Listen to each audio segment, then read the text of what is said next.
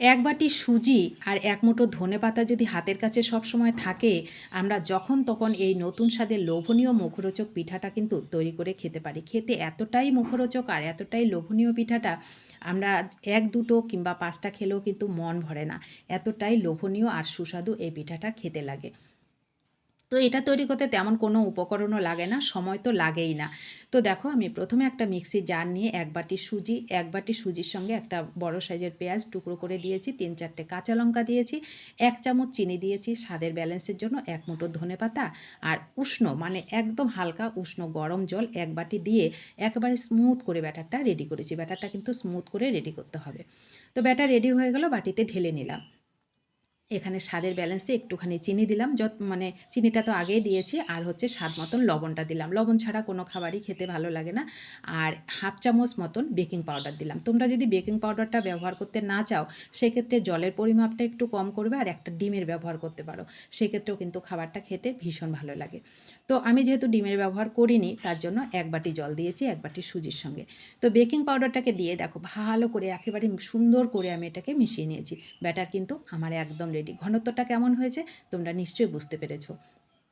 এবার চলো এগুলোকে তৈরি করি। গ্যাসটা অন করে হাই হিটে আগে গ্যাসটাকে গরম করে নিয়েছি। তারপরে গ্যাসটাকে মিডিয়ামে করে দিলাম, দিয়ে তেল ব্রাশ করে দিলাম। মিডিয়ামে করে দিয়ে তেল ব্রাশ করা হয়ে গেলে ১ হাতা ব্যাটার এর মধ্যে দেব। দিয়ে যখন এই যে হালকা বুদবুদের আকার ওঠা শুরু করবে, তখন গ্যাসটাকে একদম লো করে দেবো আর মিনিট খানিক ঢেকে দেবো। তো ১ মিনিট পর ফিরে এসে দেখো কত সুন্দর পিঠাটা আমার রেডি হয়েছে। পিঠাটা তৈরি করা যেমন সহজ আর খেতে ভীষণ ভালো। যারা খেয়েছো তারা তো জানো, যারা খাওনি তাদেরকে অনুরোধ করব, এই শীতের দিনে গরম গরম এরকম পিঠা তৈরি করে খাও, দেখবে ভীষণ ভালো লাগবে তোমাদের।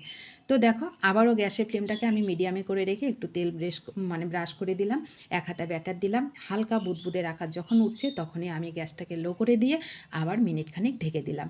তো মিনিট খানিক পর ফিরে এসে দেখো কত সুন্দর পিঠাটা তৈরি হয়েছে। খুব সহজে তৈরি হয় আর প্রত্যেকটা পিঠা তোমাদের একই রকমভাবে হবে। আমি যেরকমভাবে তৈরি করেছি তোমরা ঠিক সেরকমভাবে করবে। গ্যাসের ফ্লেমটাকে মিডিয়ামে করে রাখবে। হালকা বুদবুদের আকার যখন উঠবে, এই যে দেখো আমি পরেরটাকেও দেখিয়ে দিচ্ছি। দেখো হালকা বুদবুদের আকার হচ্ছে, গ্যাসের ফ্লেমটাকে কিন্তু আমি এখন মিডিয়ামে করে রেখেছি। এইবার গ্যাসের ফ্লেমটাকে আমি লো করে দিয়ে ১ মিনিটের মতন এটাকে ঢেকে দেবো। ব্যাস রেডি আমার দারুণ স্বাদের গরম গরম পিঠা। এই পিঠা সকালবেলা ব্রেকফাস্টে, এমনকি সন্ধ্যাবেলায় চায়ের আড্ডায়, রাতে ডিনারেও কিন্তু তোমরা তৈরি করে খেতে পারো। খেতে ভীষণ ভালো লাগে। আমরা অনেকে আছি রাতে ডিনারে রুটি পরোটা এগুলো খাই। তো একঘেয়েমি খাবার না খেয়ে আমি বলবো, যদি তোমাদের হাতের কাছে ১ বাটি সুজি থাকে, এরকম সুন্দর খাবারটা কিন্তু তোমরা যখন তখন তৈরি করে খেতে পারো।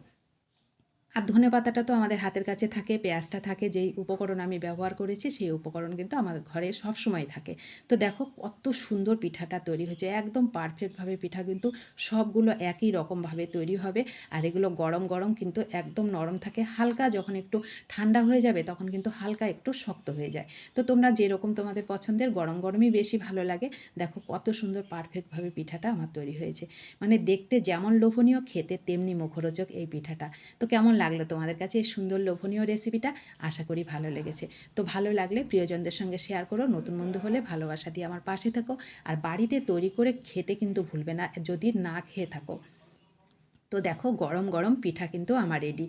দেখতে কতটা সুন্দর হয়েছে। প্রত্যেকটা পিঠা একই রকমভাবে তৈরি হবে, একটা হবে না এরকম কোনো ব্যাপার নেই। প্রত্যেকটা পিঠা তোমরা একই রকমভাবে তৈরি করতে পারবে, যদি আমি যেরকমভাবে তৈরি করেছি ঠিক সেই রকমভাবে তোমরা তৈরি করো।